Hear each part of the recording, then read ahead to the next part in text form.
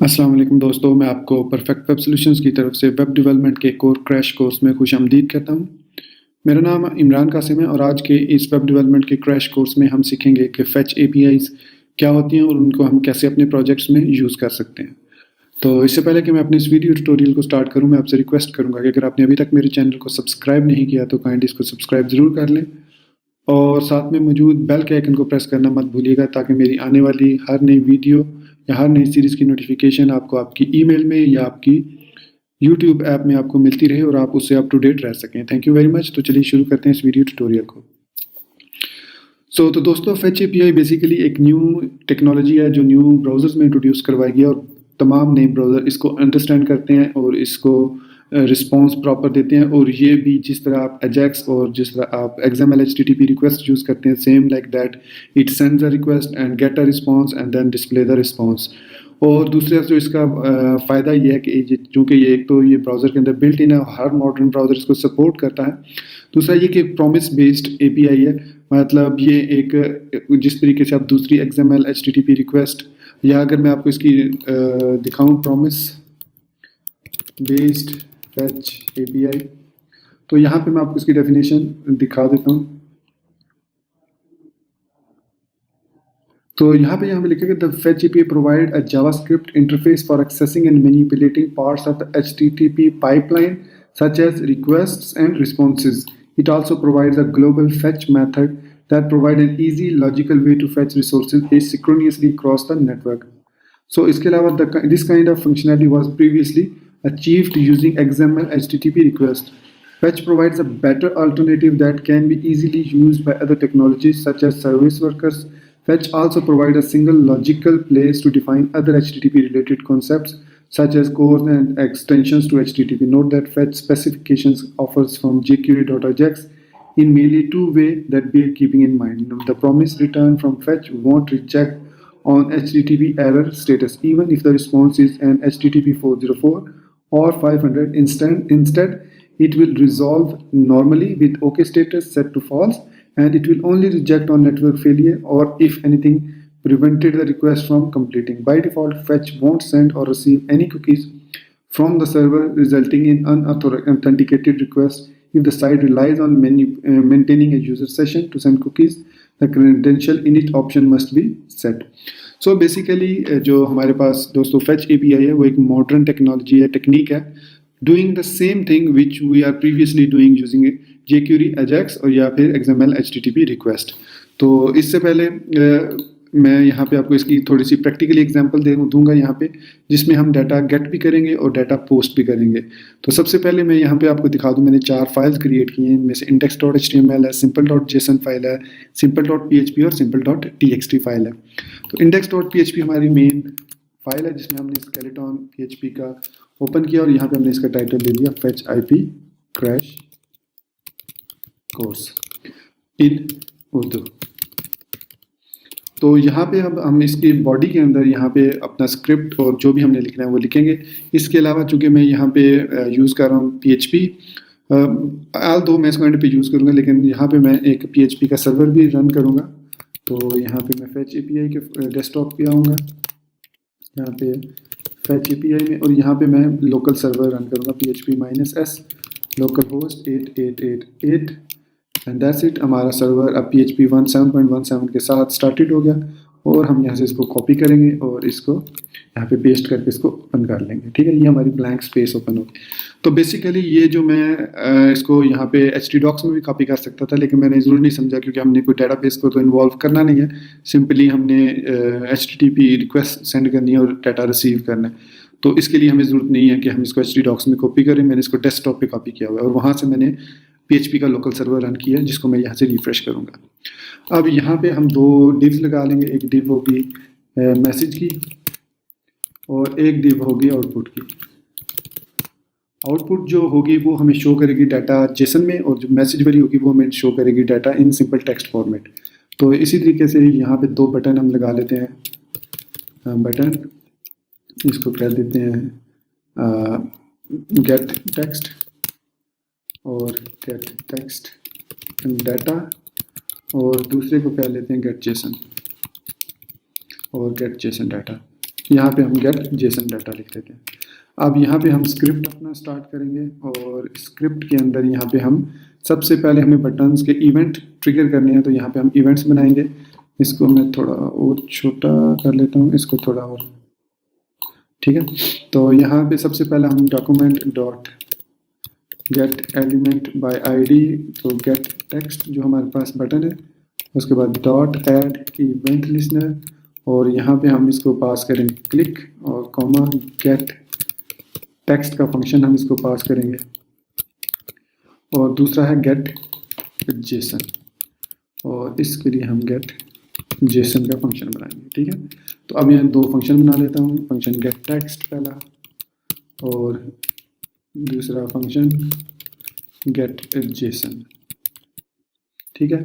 अब एक फंक्शन में मैं यूज़ करूँगा normal standard function properties, standard anonymous functions, मतलब स्टैंडर्ड क्लोजर फंक्शन, और दूसरे में मैं एक स्क्रिप्ट 6 जो है हमारे पास, जो हमें वो एरो फंक्शंस प्रोवाइड करता है, उसको मैं यूज़ करूँगा गेट जेसन में, ताकि आपको दोनों का फ़र्क समझ आ जाए, और अब दोनों को जिसको भी प्रेफर करना चाहें वो उसको आप यूज़ कर सकते हैं दोनों जगह पे। तो यहाँ पे अब हमने सिंपली क्या लिखना है, फेच, और हमें सिंपल डॉट txt फाइल को फेच करना है। फेच करने के बाद ये हमें एक प्रॉमिस डाटा रिटर्न करता है, और ये दूसरी चीज़ ये कि ये ऑलवेज हमें रिटर्न करता है ओके की सूरत में फेच जो है रिस्पॉन्स, और एरर जो है उसी सूरत में कैच करेगा जब कोई प्रॉपरली कोई क्रैश वगैरह कोई प्रॉपर एरर होगा तो उसको फेच करेगा। तो यहाँ पे हमें 2 देन चाहिए होंगे, 2 देन, एक जो एक्चुअल डाटा होल्ड करेगा और एक जो हमें वो प्रॉमिस रिस्पॉन्स जो है वो रिटर्न करेगा। तो यहाँ पे मैं स्टैंडर्ड वे यूज़ कर रहा हूँ रिस्पॉन्स, और यहाँ पे ये हमें रिस्पॉन्स रिटर्न करना होगा, return response dot text format में इसको रिटर्न करना होगा। तो ये यहाँ से रिटर्न हो गए, इस देन के पास आएगा। अब इस देन के अंदर हम एक और फंक्शन डाटा ले लेंगे जिसके में ये पास होगा, और यहाँ पे हम लिखेंगे, क्योंकि हमने इसको मैसेज में डिस्प्ले करना है, तो document dot get element by ID message dot inner HTML is equal to data. Simply हमने ये लिखा। अब मैं यहाँ इस पेज को रीलोड करूँगा तो हमारे पास ये दोनों डाटा आ गए। अब ये जो हमने यहाँ पे मैसेज लिखी है डिव, इसके अंदर ये वाला मैसेज जो है, जो भी मैसेज आएगा जो हमारी इस फाइल में ये वाला जो मैसेज लिखा है ये वो यहाँ पे डिस्प्ले होगा जब मैं इस गेट टेक्स्ट डाटा को क्लिक करूँगा। क्लिक किया तो यहाँ पे आप देख सकते हैं this is simple text file, some simple text. तो ये वाली फाइल लोड होगी हमारी, और सक्सेसफुली हमने डाटा फेच कर लिया यूजिंग फेच API। ये होगा एक मेथड जो कि स्टैंडर्ड मेथड है, जिसमें हमने फंक्शन एनोनिमसली, आपने अगर जावास्क्रिप्ट पे काम किया तो आपको इसका ज़रूर पता होगा। अब नेक्स्ट जो गेट जेसन है उसमें मैं इसको भी इस तरीके को भी यूज़ कर सकता हूँ, लेकिन मैं यूज़ करूँगा न्यू वे जो कि ECMAScript का या ECS 6 का, जिसमें हम एरो फंक्शन यूज़ करते हैं, उसको मैं इस जगह पे यूज़ करूँगा। तो सेम पहले लिखेंगे फेच। अब इसमें मुझे सिंपल डॉट जेसन फाइल लेनी है, सेम 2 देन के फंक्शन होंगे, 2 देन के फंक्शन, एक आप कैच का फंक्शन भी लगाना चाहें तो लगा सकते हैं जिसमें एरर वगैरह कैच करता है वो। तो ये जेसन फाइल में हमारे पास सिंपल ये रिकॉर्ड है, 3 रिकॉर्ड्स हैं, और ये मैं यहाँ पे UL में डिस्प्ले करवाऊँगा। तो यहाँ पे देन में पहला मैं एरो फंक्शन यूज़ करने का तरीका ये है कि सिंपली आप पहले इसको देन का जो फंक्शन है इसको ओपन क्लोज करें, उसके अंदर फिर एक और स्क्वायर ब्रैकेट्स लगाएं, सॉरी ब्रेसेस लगाएं, और उसके अंदर इसका रिस्पांस जो भी रिटर्न होता है वो लिखें। अब इसमें जो इस स्क्रिप्ट में हमें फ़ायदा है वो हमें रिटर्न नहीं करना पड़ता, जैसा पहले हमने रिटर्न किया। हम सिंपली लिखेंगे रेस डॉट टेक्स्ट, और ये ऑटोमेटिकली रिटर्न हो जाएगा। इसमें हम सिर्फ 2 चीज़ें यूज़ कर सकते हैं, या तो रिटर्न सिंगल रिटर्न, या हम यूज़ करेंगे कंसोल डॉट लॉग। अगर उसके अलावा हमें कोई चीज़ असाइनमेंट वगैरह ऑपरेटर्स यूज़ करना है तो उसका तरीका हम आपको डाटा में बताता हूँ मैं, जब डाटा पास होता है रिटर्न। तो यहाँ तक ये रिस्पॉन्स रिटर्न होगी, इस देन के पास आएगा। अब इस देन के अंदर यहाँ पे हमारे पास डाटा आ चुका है। अब ये डाटा हमने असाइन करना है, तो इसलिए यहाँ पे हम स्क्वायर करली ब्रैकेट यूज़ करेंगे, राइट। इस करली ब्रैकेट की वजह से हमें डाटा अब यहाँ पे असाइन करना है हमने किसको, आउटपुट को। तो सबसे पहले हमें यहाँ पे लेट आउटपुट एक वेरिएबल लेना है जिसको हम लिखेंगे H2 में यूजर्स लिस्ट H2, ठीक हो गया। अब हमारे पास जो डाटा है वो चूंकि जेसन फॉर्मेट में है तो एक एरे की सूरत में है, तो हमें एरे के लिए फॉर ईच लूप यूज़ करना है। तो हम लिखेंगे डाटा डॉट फॉर ईच, और यहाँ पे हम वही फंक्शन यूज़ करेंगे एलिमेंट, और यहाँ पे अब EL फंक्शन, आप कोई भी नाम दे सकते हैं, मैंने EL दे दिया, एलिमेंट दे दिया। तो यहाँ पे अब हमने क्या करना है, हमारे पास डाटा आ गया। अब हमने लिखना है आउटपुट प्लस इक्वल्स, क्योंकि ये लूप चलेगा और 3 दफ़ा लूप चलेगा, क्योंकि हमारे पास रिकॉर्ड में 3 डाटा है। तो इक्वल टू, अब यहाँ पे मैं एक और बैक टिक यूज़ कर रहा हूँ। बैक टिक यूज़ करने का हमें ये फ़ायदा होता है, ये एक टेम्पलेटिंग इंजन है। आगे चल के जब हम एंगुलर की सीरीज़ या दूसरे रिएक्ट जेएस पढ़ेंगे तो उसमें ये हमें बहुत हेल्पफुल देगा, अगर आपको अभी से पता चल जाए कि बैक टिक क्या होती है और इसका हमें क्या फ़ायदा है। तो बैक टिक लगाने का हमें ये फ़ायदा होता है कि अब इसके ज़रिए अब हम सिंपली टाइप कर सकते हैं अपने HTML को, just like normal HTML file में जैसे हम लिखते हैं, सिंगल कोड लिखें, डबल कोड लिखें, डजेंट मेक एनी डिफरेंस। तो यहाँ पे जैसे मैं UL लिख देता हूँ, यहाँ पे UL, और जितनी मर्जी लाइन्स आप यूज़ करें। यहाँ पे ALI, अब 3 हमारे पास ईच फील्ड में 3 रिकॉर्ड है, एक ID है, एक नेम है, एक हमारे पास सिटी है। तो अब इस बैक टिक के अंदर जो रिस्पॉन्स EL एलिमेंट है उसको डिस्प्ले करने का तरीका, वेरिएबल डिस्प्ले करने का तरीका ये तो कि डॉलर लगाते हैं और करली ब्रेसेस यूज़ करते हैं। उसके अंदर हम यहाँ पे EL.id लिख देंगे, फिर $साइन करली ब्रेसेस EL.name करली ब्रेसेस क्लोज, और फिर EL.city और करली ब्रेसेस क्लोज। तो ये उसका तरीका होता है यूज़ करने का इसको। तो अब इसको हमने सिंपली आउटपुट को डिस्प्ले कराना है अपने इस आउटपुट की डिव में, जो हमने ऊपर यहाँ पे ये वाली बनाई हुई है, इसमें डिस्प्ले करना है। तो जहाँ पे ये लूप ख़त्म हो रहा है यहाँ पे, इसके बाद हम लिखेंगे document dot get element output dot inner HTML is equal to output. तो ये वाली जो आउटपुट के वेरिएबल जो यहाँ से लेके यहाँ तक हमारे पास डाटा है वो हमारे पास यहाँ पे शो हो जाएगा। सेव किया, पेज को रिफ्रेश किया, अब गेट जेसन डाटा पे क्लिक करेंगे तो यहाँ पे कोई एरर आ गया जिसकी वजह से वो, हाँ, ये कह रहा है कि data dot for each is not a function. Data dot for each is not a function मतलब यहाँ पे, सॉरी अगेन मिस्टेक ये है कि यहाँ पे मैंने दोबारा रिटर्न जो कर रहा हूँ वो टेक्स्ट कर रहा हूँ, ये मुझे जेसन में रिटर्न करना है, टेक्स्ट में नहीं रिटर्न करना। तो यहाँ पे मुझे जेसन लिखना पड़ेगा क्योंकि हम अभी यूज़ करें सिंपल डॉट जेसन फाइल को यहाँ पे, तो इसलिए मुझे यहाँ पे ये मिस्टेक होगी, मैंने डॉट टेक्स्ट लिख दिया, इसको डॉट जेसन लिखना था। सेव किया, दोबारा पेज को रीलोड किया, एवरीथिंग इज़ ओके। अब मैं गेट जेसन करता हूँ तो ये हम देख सकते हैं हमारे पास जो भी रिकॉर्ड था यहाँ पे इस फाइल के अंदर सिंपल डॉट जेसन के अंदर वही रिकॉर्ड आपको यहाँ पे भी नज़र आ रहा होगा। ठीक, ID सेम है, मैं इसको दोबारा 2 3 कर देता हूँ। अब फिर गेट करता हूँ जेसन को, तो अब यहाँ पे आप देख सकते हैं डाटा यहाँ पे अपडेट हो चुका है। मैं अगर नेम्स को भी करता हूँ अपडेट और दोबारा मैं गेट जेसन करता हूँ, तो अब ये आप देख सकते हैं नेम भी अपडेट हो गए। तो ये है हमारे पास तरीका जेसन फाइल को रीड करने का। अगर आप मतलब किसी ऐसी एक्सटर्नल APIs पे काम करें जहाँ से जेसन में रिस्पॉन्स आ रहा है तो आप इस तरीके से इसको लूप के थ्रू फिर फैच करके जहाँ पे भी डिस्प्ले करना चाहें डिस्प्ले कर सकते हैं। आगे चल के हम एक्सटर्नल से भी जब फैच करेंगे तो देख सकेंगे, मैं आपको बता दूंगा। तो अब नेक्स्ट जो हमारा है ट्यूटोरियल, हमने गेट सीख लिया, गेट सिंपल को और गेट हमने जेसन को। अब हम यहाँ पे देखेंगे कैसे हम फॉर्म का डाटा जो है वो पोस्ट करके रिस्पॉन्स ले सकते हैं। तो यहाँ पे मैं एक और बल्कि बटन की बजाय मैं यहाँ पे एक डिव लगाता हूँ और इस डिव के अंदर एक फॉर्म लगाता हूँ main, और इस फॉर्म के अंदर हमारे पास कितनी फील्ड्स होंगी, 2 फील्ड्स होंगी। एक इनपुट होगी, इसकी ID होगी टाइटल, टाइप इसकी टेक्स्ट होगी, ठीक है, और प्लेस होल्डर टाइटल दे देते हैं, और दूसरा होगा हमारे पास टेक्स्ट एरिया और इसकी ID होगी बॉडी, नेम में बॉडी, और यहाँ पे नेम नहीं दिया मैंने, name is equal to title. Body ID भी बॉडी, कॉलम इसमें, ठीक है, प्लेस होल्डर भी दे देते हैं इसको, प्लेस होल्डर बॉडी, और इनको हम एक डिव में क्लोज कर देते हैं।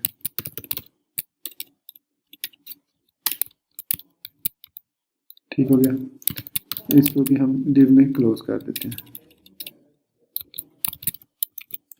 और फिर एक बटन लगा देते हैं यहाँ पे, बटन सबमिट का और इसका ऐड पोस्ट का, और इसको नेम देने की जरूरत नहीं है, वैल्यू हमने यहाँ पे दे दी। ये हमारे पास जो है मेन हो गया बटन। अब इसके अगेंस्ट हमने इवेंट लिखना है,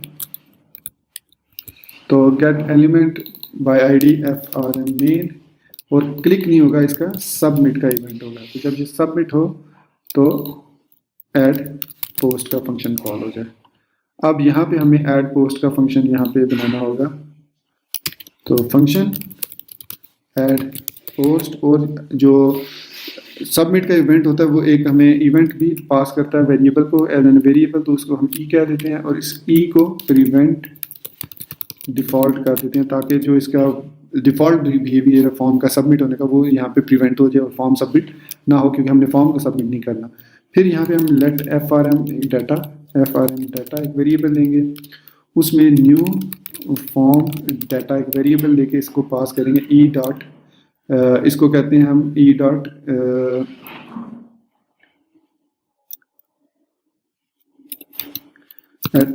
सॉरी इसके ये होते हैं ई डॉट, एक मिनट, कंसोल डॉट ई करके मैं इसमें एक वेरिएबल नेम मुझे भूल गया उसका, ई कंसोल करता हूँ यहाँ पे और इसको रीलोड करता हूँ ऐड पोस्ट को। तो यहाँ पे हमारे पास ये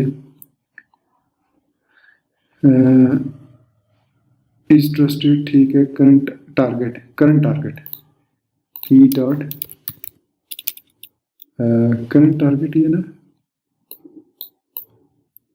इवेंट फेज है एंड फॉर्म है पर मैंने करंट टारगेट है, target simple target E dot target लिखेंगे। तो ये हमारे पास जो करंट फॉर्म जो भी अभी हमने सबमिट किया उसका डाटा इस एफ आर एम डाटा में आ जाएगा। अब हम चलते हैं अपनी फेच की तरफ, जो नॉर्मल हमारी फेच एपीआई है। ये एक्चुअली मैं टारगेट भूल गया था।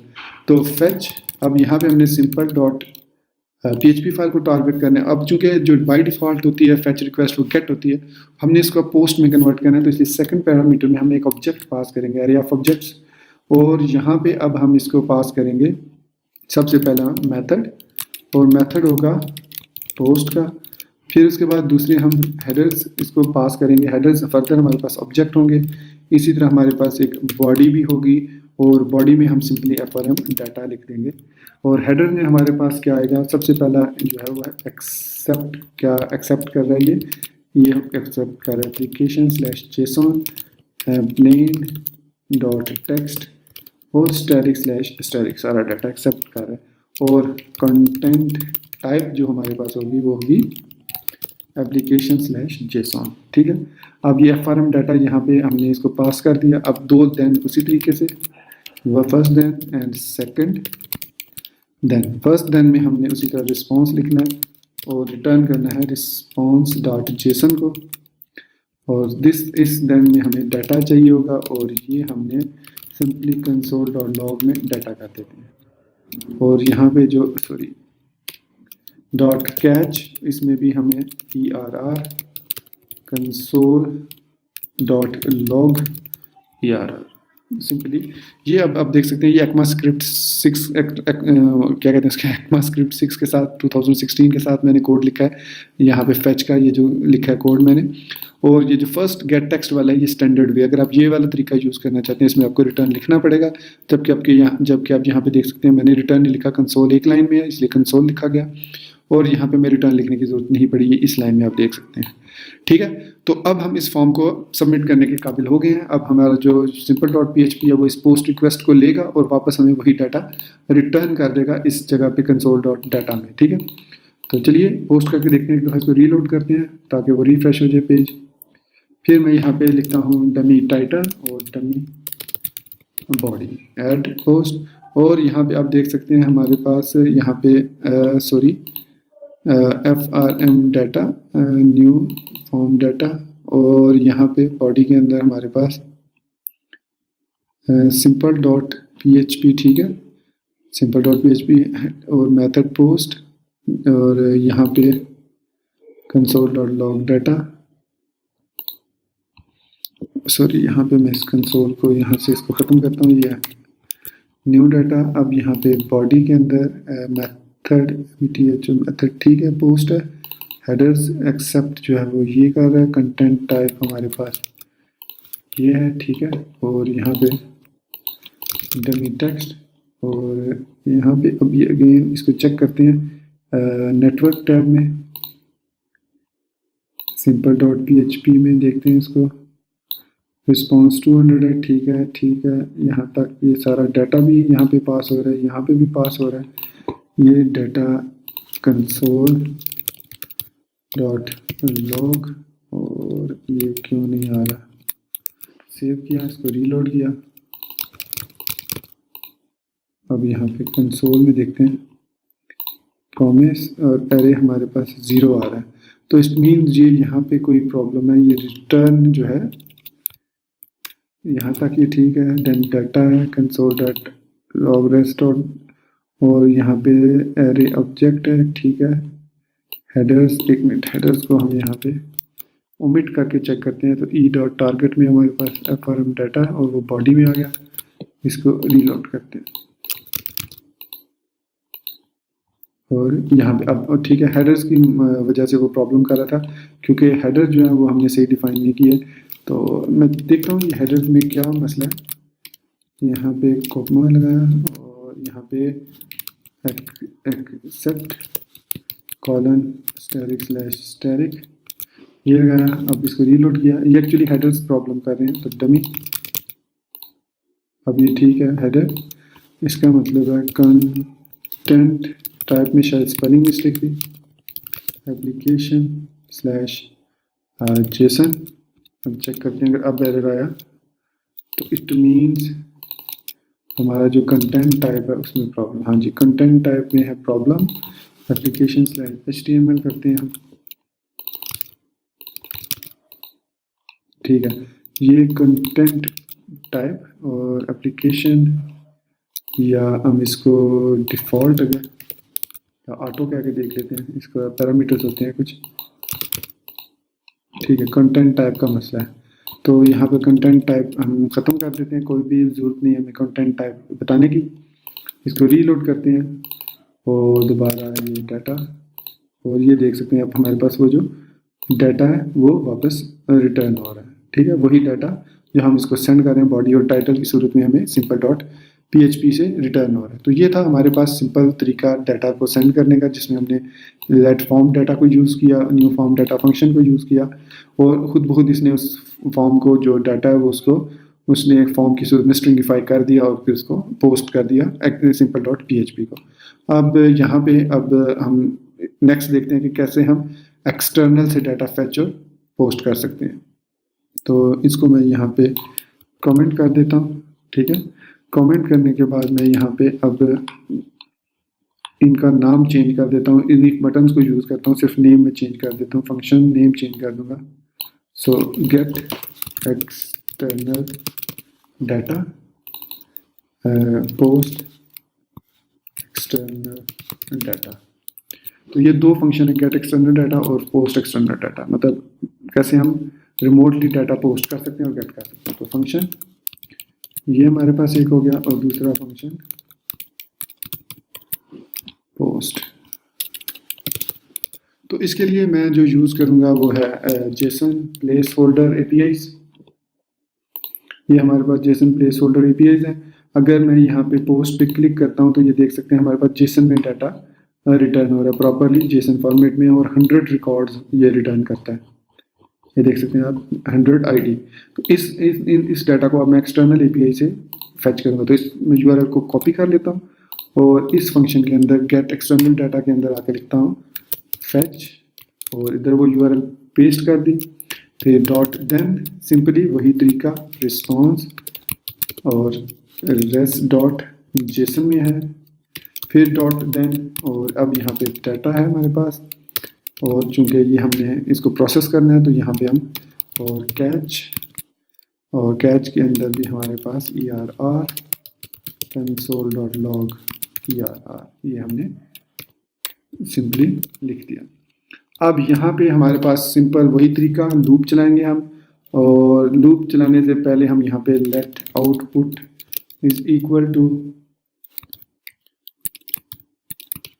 H2 में ओवर पोस्ट लिस्ट, राइट।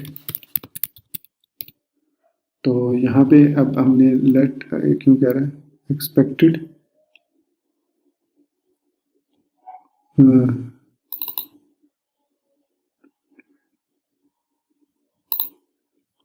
हमारे पास यहाँ पे यहाँ तक ठीक है। देन डाटा, सॉरी ये मेरी मिस्टेक है, ये मैंने नहीं यूज़ किया, तो ठीक हो गया। अब यहाँ पे मैं लिखूँगा डाटा डॉट फॉर ईच, और यहाँ पे हम EL और वही फंक्शन नोटेशन। फिर यहाँ पे हम अब बैक टिक के साथ आउटपुट यूज़ करेंगे प्लस इक्वल्स टू और बैक टिक, और बैक टिक के बाद अब हम यहाँ पे वही तरीका जो हमने पहले लिखा था, मैं उसको कॉपी कर लेता हूँ, ये वाला, इसको यहाँ से कॉपी किया और यहाँ पे मैं इसको पेस्ट कर देता हूँ और खत्म।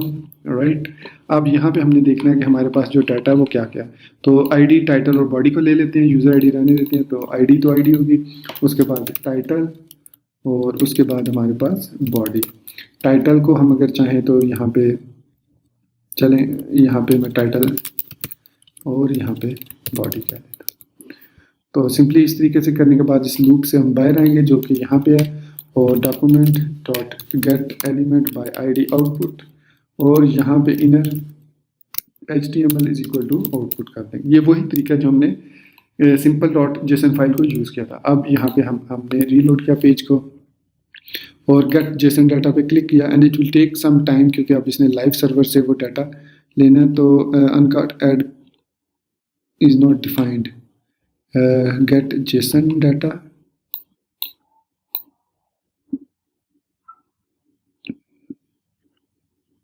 गेट जेसन एडमिन ने क्लिक गेट, सॉरी यहाँ पे मुझे मिस्टेक हो गई है, गेट टेक्स्ट और गेट जेसन है, दो है हमारे पास। गेट टेक्स्ट जो है वो एक्चुअली कॉल कर रहा है गेट जेसन को गेट करने के लिए गेट, तो मुझे गेट टेक्स्ट डाटा को क्लिक करना होगा। तो यहाँ पे मैं अब क्लिक करता हूँ, तो इट विल शो यू, ये देख सकते हैं आप 100 रिकॉर्ड यहाँ पे हमारे पास 99 एंड 100, ये रिकॉर्ड हमारे पास अब शो हो चुके हैं 100 records from the external resources. तो इस तरीके से आप ये देख सकते हैं ID 1 से लेकर 100 तक। तो इस तरीके से आप एक्सटर्नल रिसोर्सेज से भी डाटा इजीली फेच कर सकते हैं, और इस ना सिर्फ फेच कर सकते हैं बल्कि इसको सबमिट भी कर सकते हैं। तो सबमिट करने के लिए सेम वही जिस तरह हमने सिंपल PHP वाली फाइल को सबमिट किया था डाटा, कि हम फॉर्म से डाटा लेंगे और उसको सबमिट कर देंगे। तो सेम ये जब हम इसको कॉल करेंगे सेट डाटा को, तो डेफिनेटली मैं इसको यहाँ से कॉपी करके यहाँ पे पेस्ट करता हूँ। तो क्योंकि हमने फॉर्म को सबमिट करना है, तो अब हम कॉल करें इसको पोस्ट एक्सटर्नल डाटा को। तो उसमें टाइटल और बॉडी देंगे हम पोस्ट में। तो अगेन यहाँ पे मुझे राइट करना होगा ई और ई डॉट प्रिवेंट डिफ़ॉल्ट लिखूँगा मैं, फिर उसके बाद फेच, और यहाँ पे अब मुझे इसको देखना है कि जब हम डाटा पोस्ट करते हैं तो उसके लिए पोस्ट के लिए क्या रिक्वेस्ट होती है। तो यहाँ पे अब वो बता रहा है कि पोस्ट के लिए आपको इसी URL को हिट करना होगा विद पोस्ट मेथड। अभी ये जो बाय डिफ़ॉल्ट मेथड है ये गेट मेथड है। तो यहाँ पे अब मैं इसको पोस्ट मेथड दूंगा, और यहाँ पे मैं एरे की सूरत में, ऑब्जेक्ट्स की सूरत में यहाँ पे डाटा पास करूँगा। तो दूसरा पैरामीटर जो होगा, तो मेथड पोस्ट और हेडर्स। अब यहाँ पे हेडर्स होंगे accept application slash JSON text slash plain और स्टैटिक स्लैश स्टैटिक, और इसके बाद कंटेंट टाइप हम देखेंगे एप्लीकेशन स्लैश जेसन, ये। उसके बाद हमारे पास है बॉडी, और बॉडी में हम देंगे, सॉरी यहाँ पे बॉडी में हम FRM डाटा इस तरह भी दे सकते हैं, और इस तरीके से भी हम दे सकते हैं इसमें जेसन डॉट स्ट्रिंगिफाई करके डाटा भी हम यहाँ पे ऑब्जेक्ट की सूरत में दे सकते हैं। तो यहाँ पे हम लिखेंगे title document dot get element by ID, title dot value, और body document dot get element by ID body dot value, sorry. तो ये हमने इसको डाटा को सेंड कर दिया। अब ये हेडर्स यहाँ पे क्लोज हो रहे हैं। इसके बाद यहाँ पे ये फैच API, तो यहाँ पे दो देन अगेन लगेंगे, पहला देन दूसरा देन। पहले देन में वही चीज़ लिखेंगे रिस्पॉन्स, और यहाँ पे हम लिखेंगे रेस्ट डॉट जेसन, और दूसरे देन में वही डाटा, और यहाँ पे उसी तरीके से हम डाटा और कर्ली ब्रेसेस लगाएंगे और लूप लगाएंगे। चूँकि ये सिंगल डाटा तो इसके लिए हमें लूप लगाने की ज़रूरत नहीं है। हम यहाँ पे ले सकते हैं let output is equal to, और यहाँ पे हम बैक टिक यूज़ करेंगे और यहाँ पे अपना डाटा लिखेंगे, और यहाँ पे लिखेंगे H2 latest post edit slash H2 और स्लैश UL। अच्छा, ये जो है प्लेस होल्डर, ये जस्ट टेस्टिंग पर्पज़ के लिए, ये डाटा एक्चुअली जो है ना उसमें जाके सेव नहीं होता उनके डाटाबेस में, अदरवाइज तो उनकी डाटाबेस लोड ही बढ़ जाए। तो ये सिंपल आपको सिर्फ टेस्ट करने के लिए, तो li3 लगाएंगे हम, बल्कि हम यहाँ से कॉपी कर लेते हैं इनको, यहाँ पे ये इस चीज़ को कॉपी कर लेते हैं क्योंकि ये सेम ही है, लेटेस्ट पोस्ट एडिट और बाकी वही डाटा जो कि अब यहाँ पे हमने डाटा को यूज़ करना है। अब ये एरे की सूरत में नहीं होगा, अगर एरे की सूरत में हुआ तो हमें लूप लगाना पड़ेगा। तो ये मैंने लिख दिया। अब इस आउटपुट को हम यहाँ पे डिस्प्ले कर लेते हैं, document dot get element by ID, sorry output dot inner HTML is equal to output, ये मैंने लिख दिया।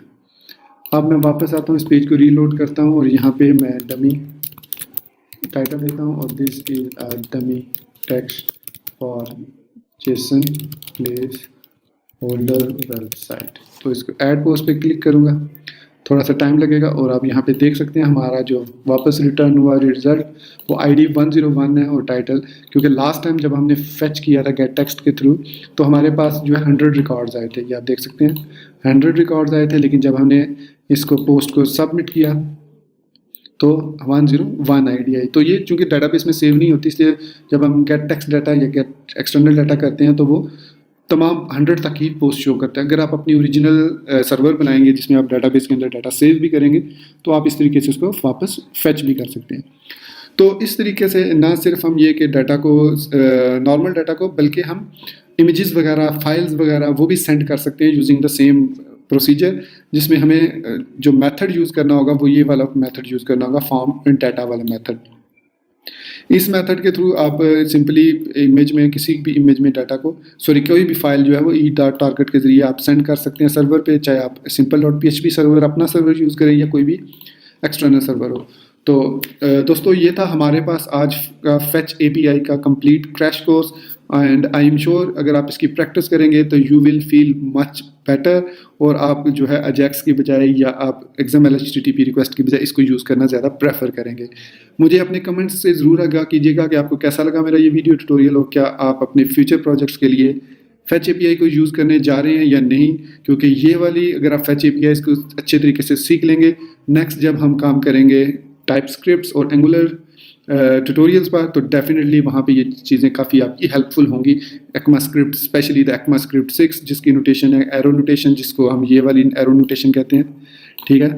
तो या आप इस तरीके से, तो इस तरीके का हम टाइपस्क्रिप्ट के अंदर भी यूज़ करेंगे तो डेफिनेटली हमारा जो अपकमिंग 2018 का टारगेट है वो है creating front end creating tutorials on front end frameworks जैसे एंगुलर, रिएक्ट, व्यू को दोबारा से हम रिवाइज करेंगे। फिर उसके बाद एंगुलर 5 को दोनों मेथड एंगुलर JS और एंगुलर CLI पे हम काम करेंगे। फिर रिएक्ट और रिएक्ट नेटिव पे काम करेंगे। तो इंशाल्लाह जो भी नेक्स्ट आने वाले upcoming front end JS frameworks and Node.js को मैं भूल गया, Node.js पे भी हम काम करेंगे प्रॉपरली। उसका नोड का भी एक ट्यूटोरियल बनेगा जिसमें आप नोड के बारे में सीख सकेंगे कि नोड क्या है, उसको उसको यूज़ करने के हमें क्या क्या फ़ायदे हैं। तो दोस्तों यहाँ पे मैं अपना इस वीडियो ट्यूटोरियल को ख़त्म करता हूँ और उम्मीद करता हूँ कि मेरा ये वीडियो भी आपको मेरे दूसरे वीडियोज़ की तरह पसंद आया होगा, और आप इसको लाइक करना, मेरे चैनल को सब्सक्राइब करना और इसको वीडियो को शेयर करना नहीं भूलेंगे। So thank you very much guys for being with me till end. Take care, अल्लाह हाफिज़ एंड बाय।